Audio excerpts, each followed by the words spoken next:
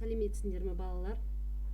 Мен Үшарал қаласы, Үшарал номер 2 орта мектебінің мектеп жасына дейінгі шағын орталығы бар коммуналдық мемлекеттік мекемесінің бастауыш сынып мұғалімі Абдрахманова Тілеукен Дәулетқазы қызы. Балалар, сендермен 4-ші сынып бойынша математика пәні. Бүгінгі сабақтың тақырыбы есептер шығару. Сабақтың мақсаты 3-4 амалмен шығарылатын есептерді ең тиімді әдіспен шығару. Бізде бөлім ғарышқа саяхат. Ал балалар, ғарыш дегеніміз не? Мен сендерге бірнеше сұрақ қоям, сол сұрақтарға жауап берейік.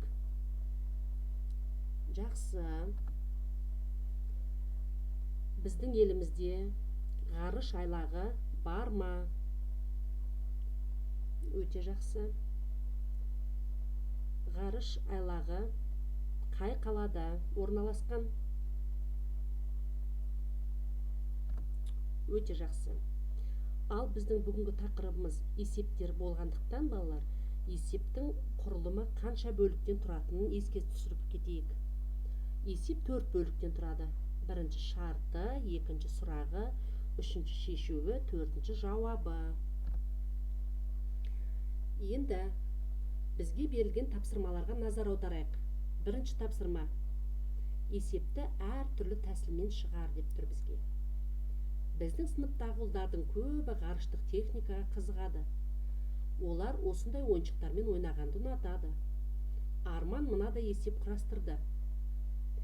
Ойыншық шығаратын фабрикада зымыран құрастыру үшін конструктордан 45 000 көк түсті және 105 000 жасыл түсті бөлшек әзірледі. Барлық өнімді әр қорапқа 1500 бөлшектен бөліп салды. Барлығын салу үшін қанша қорап қажет? Міне біз берілген бірінші тапсырмада есептің мазмұнын, мәтінін, яғни оқып шықтық. Енді біз қысқаша шартын жазуымыз керек. Бізге белгілі көк түсті зымыран 45 000, жасыл түсті зымыран 105 000. Әр қорапқа салынды 1500 бөлшектен дейді. Бізге қорап, қанша қорап қажет екенін тап деп тұр сұрағы. Шешуі: бұл есепті екі тәсілмен шығаруға болады.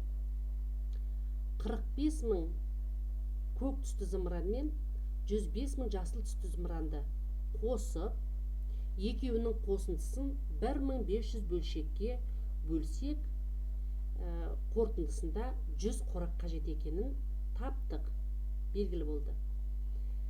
Енді екінші тәсіліне тоқтасақ, 45 000 көк түсті зымыранды 1500 бөлшекке бөлек бөлдік.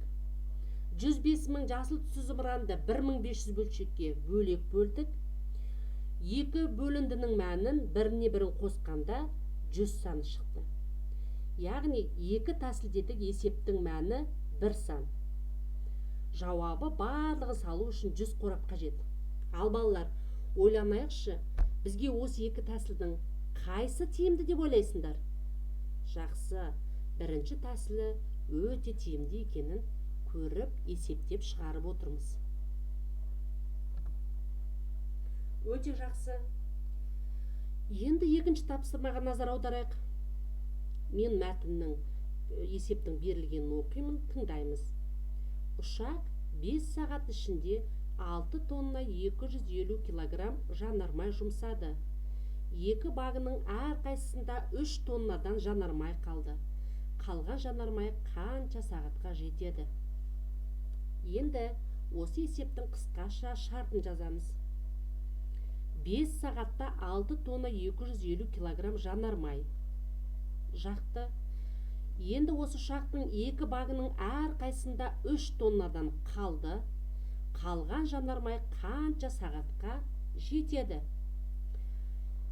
Біз есептің шартын, сұрағын жаздық, шешуін табамыз енді.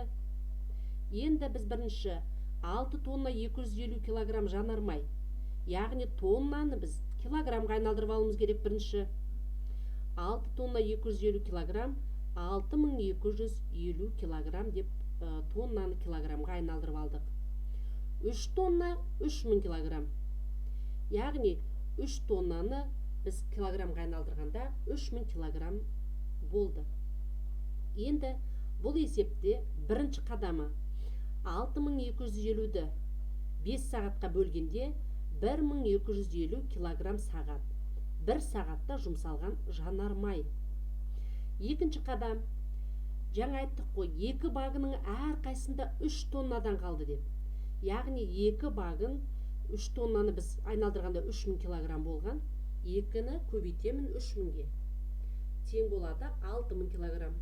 2 бакта қалған жанармай. Үшінші қадам, 6000-ды бөлемін 1250-ге, тең болады 4 сағат 8 минут. Жауабы қалған жанармай 4 сағат 8 минутқа жетеді. Өте жақсы балалар.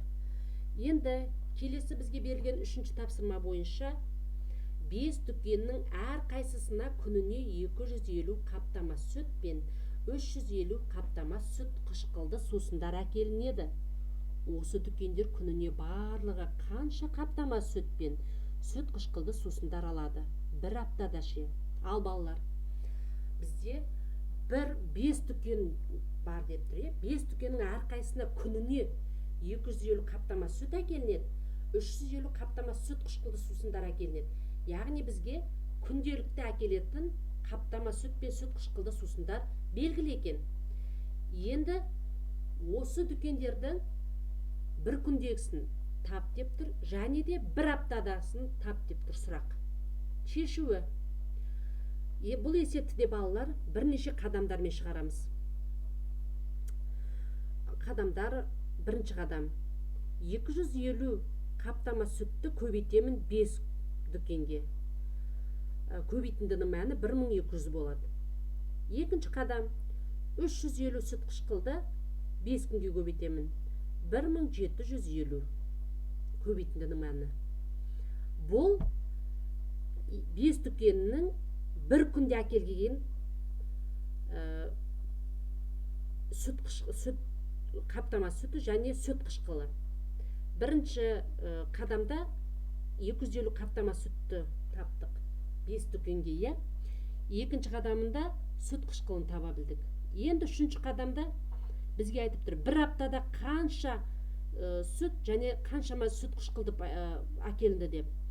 1250-ді көбейтемін 7-ге, көбейтіндісінде 8750.